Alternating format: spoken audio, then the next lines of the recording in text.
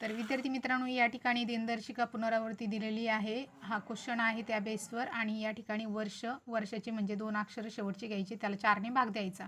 बाकी जर 1 उरली तर 6 ॲड करायचे, बाकी जर 2 उरली तर 11 वर्ष ॲड करायचे, बाकी जर 3 उरली तर 11 वर्ष ॲड करायचे आणि बाकी जर 0 म्हणजे 0 उरले तर 28 वर्ष ॲड करायचे. आता 28 वर्ष आले कसे, तर यांचं तिघांची बेरीज जी आहे ती 28 येते, म्हणून ती 28 ॲड करायची. आता बाकी 0 मिळाला म्हणजे ते जे वर्ष आहे ते लीप वर्ष आहे. तर चला विद्यार्थी मित्रांनो, हे एक्झाम्पल आपण सॉल्व करणार आहोत. तर बघा, या ठिकाणी 2018 दिलेलं आहे. 2018ची पुनरावृत्ती कोणत्या वर्षी होईल असा क्वेश्चन आहे. तर या ठिकाणी मी लिहून घेते 18/4, म्हणजे ह्या शेवटच्या 2 अंकाला आपल्याला भाग द्यायचा आहे. तर 4 1 4, 4 2 8, 4 चौक 16.